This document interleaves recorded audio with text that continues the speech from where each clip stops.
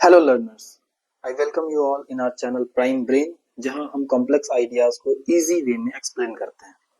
आज हम एक टॉपिक को लेकर के आए हैं जो हमने लास्ट वीडियो लेक्चर में सीखा था, उसका थोड़ा सा एक्सटेंडेड वर्जन। और वो टॉपिक ये है कि recurring and terminating decimals can be written in the form of p by q, means rational numbers can be written in the form of recurring and terminating decimals as well. Okay, so वो actually है क्या और क्यों है और कैसे हम recurring और terminating decimals को p by q के फॉर्म में लिख सकते हैं, आज हम उसके बारे में डिस्कस करेंगे। लाइक फॉर एग्जांपल, एक हम एग्जांपल से समझते हैं कि मैंने जैसा बताया था that rational numbers, rational numbers का जो बेसिक डेफिनेशन है उसके according numbers that can be written in the form of p by q, where p and q are integers and q is not equals to 0. ये definition है rational number का। But at the same time I also told you कि rational numbers को हम दो तरीके से बता सकते हैं। अगर डेसिमल के फॉर्म में लिखा गया है तो हम कैसे आइडेंटिफाई करेंगे इन टर्म्स ऑफ डेसिमल कि कौन सा डेसिमल नंबर, कौन सा डेसिमल्स जो है वो रेशनल नंबर होगा और कौन सा नहीं होगा। ये हमने लास्ट क्लास में डिस्कस किया था, जिसमें मैंने बताया था कि अगर रेकरिंग है और टर्मिनेटिंग है तो हम उसे रेशनल नंबर्स बोल सकते हैं। ओके, तो इसमें हम सबसे पहले टर्मिनेटिंग की बात करते हैं। लाइक फॉर एग्जांपल, अगर हमारे पास 0.25 अगर ये डेसिमल नंबर दिया गया 0.25, तो हम इसे रेशनल नंबर क्यों बोल रहे हैं उसके बारे में बात करते हैं। As per our definition it should be written in the form of p by q, but यहाँ पे ये डेसिमल तो p by q के फॉर्म में नहीं दिया गया है। So what we have to do, we have to convert this decimal into p by q form. Okay, so today we are going to learn कि हम डेसिमल्स को, इस तरह के डेसिमल को p by q के फॉर्म में कैसे कन्वर्ट करते हैं, फर्स्ट थिंग। उसके बाद फिर हम इस पर आएंगे कि रेकरिंग जो डेसिमल्स हैं उसको हम p by q के फॉर्म में कैसे लिख सकते हैं। ओके, सो हमारा जो आज का डिस्कशन है वो इसी के अराउंड रिवॉल्व करेगा। ओके, सो हम जैसा कि जानते हैं, ये हमने जूनियर क्लासेस में भी पढ़ा है कि 0.25 को हम ऐसा लिख सकते हैं कि 25 डिवाइडेड बाई 100। अब अगर आपको ये नहीं मालूम है तो ये भी मैं बता दूं कि डेसिमल के बाद अगर दो डिजिट है तो we can write 2 zeros in the denominator. Okay, और 1 के साथ हमने 2 zeros लगा दिया। लाइक फॉर एग्जांपल, अगर 0.2 होता तो हम इसे 2/10 लिखते। ओके, अगर 0.253 होता तो हम 253 डिवाइडेड बाई, यहाँ पे डेसिमल के बाद 3 प्लेस वैल्यू है तो 3 0 और यहाँ 1 हो जाता। ओके, सो आई होप कि आपको ये कंसेप्ट क्लियर होगा कि कैसे हम इस चीज को कर रहे हैं, राइट। तो यहाँ 25/100, so here we are writing p in the form of p by q. Okay, और p by q के फॉर्म में लिखा है where q is not equals to 0 of course, और p and q both are integers. Okay, and this can also be written in the form of 1/4, क्योंकि ये simplest form में नहीं है तो हम जनरली जो फ्रैक्शंस लिखते हैं, जो हम रेशनल नंबर्स लिखते हैं, यूजुअली जो स्टैंडर्ड फॉर्म होता है फ्रैक्शन लिखने का, that is in the simplest form. That's why 25/100 is not the standard form, we have to write it as 1/4.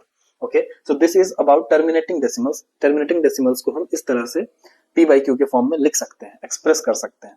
Okay, और एक दो एग्जांपल लेकर के हम समझते हैं। लाइक मान लेते हैं 1.3578, अगर हमारे पास ये वैल्यू है और हमें इसे p by q के फॉर्म में लिखना है तो it is very easy. 13578 divided by 1 2 3 4, तो यहाँ 1 लिखा, 1 2 3 4 0 लगा दिए, and this is nothing but in the form of p by q। हमने इस डेसिमल नंबर को एक्सप्रेस किया है in the form of p by q, जो कि रेशनल नंबर के डेफिनेशन के अकॉर्डिंग है, and that's why we can say that this is a rational number. Okay, so I hope कि आपको ये क्लैरिटी आई होगी कि जो टर्मिनेटिंग डेसिमल्स होते हैं वो रेशनल नंबर क्यों होते हैं। Okay, so this is easy part. Okay, of course we have to simplify this into the simplest form. Okay, so this is all about this terminating decimal. Now let us move to recurring decimal. Okay, अब point है कि like for example number 1 से शुरू करते हैं, like 0.33333 and so on. इस तरह के नंबर्स को भी क्या हम p by q के फॉर्म में लिख सकते हैं? And it is obvious कि since this kind of number is a rational number, therefore it must be written in the form of p by q, right? तो हम क्या करेंगे कि इसको कैसे लिख सकते हैं उसके बारे में अभी हमें सीखना है और जानना है. ओके, तो हम क्या करते हैं इसको सॉल्व करने के लिए सबसे पहले इसको हम मान लेंगे, let us consider that this value is x 0.3333 and so on. Okay, now what will do, अब इस x की वैल्यू इतनी है, अब हमने क्या करना है कि इसको x को ऐसे नंबर से मल्टीप्लाई करना है सो दैट कि जो डेसिमल के बाद वाली जो वैल्यू है वो सारी सेम रहे. लाइक फॉर एग्जांपल अगर मैं यहाँ पे 10 से मल्टीप्लाई करता हूँ, x को 10 से मल्टीप्लाई किया, then we will have 3.3333 dot dot dot. Okay, and so on.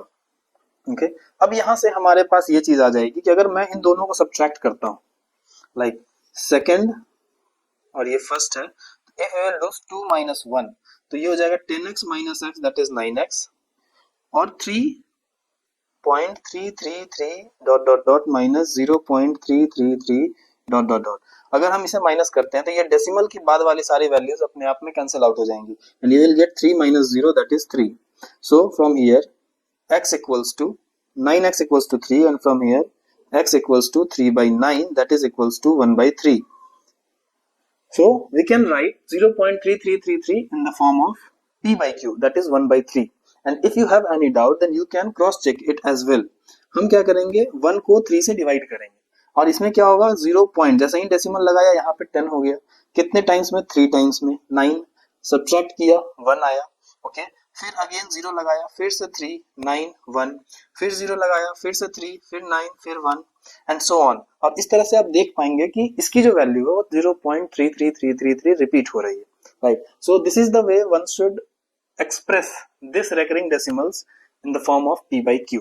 Okay, तो ये था टॉपिक जो हमें आज डिस्कस करना था और इस टॉपिक को और डिटेल में समझने के लिए हम एक दो और एग्जांपल्स करेंगे सो दैट कि आपको क्लैरिटी आ जाए that how we have to approach such kind of question.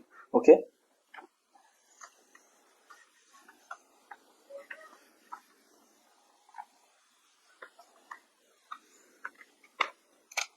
Now let us take another example. और इस एग्जांपल में सपोज मैं मान लेता हूं 2.28282828 एंड सो ऑन और मुझे इसे p by q के फॉर्म में एक्सप्रेस करना है. Then how will do that, let us see. x equals to 2.282828 and so on. Okay, अब हमारे पास क्वेश्चन ये है कि डेसिमल के बाद यहाँ पे 28 रिपीट हो रहा है, राइट? अब हम ध्यान से देखेंगे, अगर मैं 10x से मल्टीप्लाई करता हूं तो ये डेसिमल शिफ्ट होकर के 2 के बाद आ जाएगा और वहां पे आएगा 82 82 82 रिपीट होगा, राइट? और हमें क्या चाहिए कि ये सेम नंबर्स रिपीट होने चाहिए, मींस 28 और 82 में डिफरेंस है, राइट? तो हम क्या करेंगे कि इस डेसिमल को मुझे यहाँ की बजाय यहाँ तक पहुंचाना है और वहां तक पहुंचाने के लिए मुझे इसको किससे मल्टीप्लाई करना होगा. So it is very easy कि 10 से किया तो यहाँ तक आएगा 10 से करने पे, और 100 से करेंगे तो ये यहाँ तक आ जाएगा, राइट? तो हम क्या करेंगे कि अब इसे हम 100 से मल्टीप्लाई कर देंगे और 100 से जब मल्टीप्लाई करेंगे then we will have 228.282828 and so on. Okay, अब हम यहाँ से देख पाएंगे कि यहाँ डेसिमल के बाद 282828 आ रहा है, यहाँ पे डेसिमल के बाद 282828 आ रहा है, तो यहाँ से हमारे लिए चीजें थोड़ी सी इजी हो जाएंगी, राइट? तो अब हम क्या करेंगे, 2 minus 1 means second part minus first part. तो क्या किया, 100x minus x that is equals to 228. इस वाले पार्ट को हम चाहें तो डायरेक्टली यहाँ से कैंसिल कर सकते हैं, -2 हो जाएगा and that is equals to 226, यहाँ से 99x and from here you will have x equals to 226 by 99. Okay, अब ये हमारे पास जो वैल्यू आई है 226 by 99. अब यहाँ से आप चेक कर सकते हैं कि 99 और 226 में कुछ भी कॉमन है क्या. अगर कुछ कॉमन है then you can simplify it, otherwise you can leave it. Okay, तो यहाँ से देखिए ये 3 से डिवाइड हो रहा है बट ये 3 से डिवाइड नहीं हो रहा है. व्हाई नॉट, बिकॉज जब इनके तीनों डिजिट्स को हम सम करेंगे तो वो आएगा 10 which is not divisible by 3. That's why we can say that this is not divisible by 3. Okay, तो अगर 3 से डिवाइड नहीं हो रहा है तो इट इज ऑब्वियस कि शायद ये प्राइम को प्राइम नंबर्स है. 226 and 99 are co-prime numbers and hence it cannot be further simplified. Okay, so this is your answer.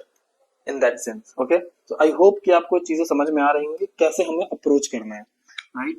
Now let us take one more example to clarify our understanding in much better way. Okay,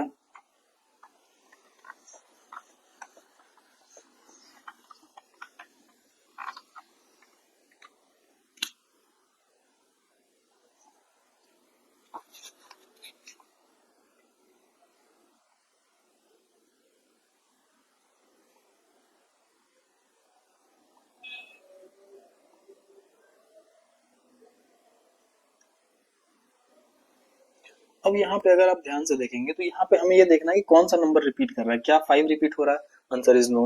क्या 58 repeat हो रहा है? Answer is no. क्या 585 repeat हो रहा है?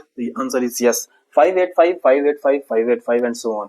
इसके according हम इसे x equals to 17.585 585 585 and so on हम इसे ऐसे लिख सकते हैं। Okay, now let us move कि अगर हम इस डेसिमल को यहाँ पे नहीं ले जा सकते, यहाँ भी नहीं ले जा सकते, हमें यहाँ तक लेके जाना है, राइट। अब वहां तक लेकर के जाने के लिए हमें क्या करना होगा? यहाँ तक लेकर के जाने के लिए हमें करना होगा 1000 से मल्टीप्लाई। आई होप कि आपको समझ में आ रहा हो कि ये यहाँ से करेंगे तो 10, ये 100 और ये 1000 से मल्टीप्लाई, तो यहाँ से आ जाएगा 17585.585 एंड सो ऑन। ओके, अब हम यहाँ से देखेंगे कि 585 यहाँ रिपीट हो रहा था, 585 यहाँ भी रिपीट हो रहा है। तो फ्रॉम हियर इन दोनों को हम सब्ट्रैक्ट करते हैं, means this is 2, this is 1, तो 2 minus 1 we have to do, so that is 1000x minus x equals to 17585 minus 17। Okay, and from here 999x और यहाँ से हम सब सब्ट्रैक्ट करते हैं तो 17568, ये हमारा आंसर हो जाएगा। यहाँ से हम x की वैल्यू लिख सकते हैं 17568 divided by 999। Okay, and let us check कि क्या ये 3 से डिविजिबल हो सकता है। यस, आई थिंक कि इट इज डिविजिबल बाय 3, तो यहाँ से हम ये लिख सकते हैं 333 और ये हो जाएगा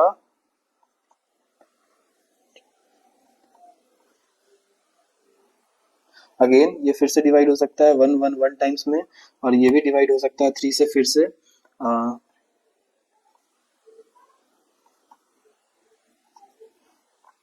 okay,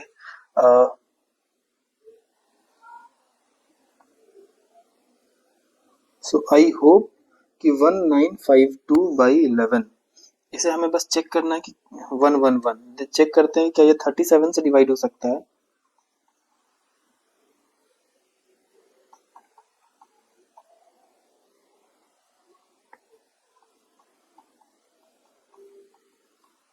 No, it cannot be divisible by 37, and so this is your answer. Okay, so I hope कि आपको चीजें क्लियर हो गई होंगी, समझ में आ गया होगा that how we can express these decimal numbers into p by q form and why we are saying such kind of decimal as a rational number. Okay, so this is all for today.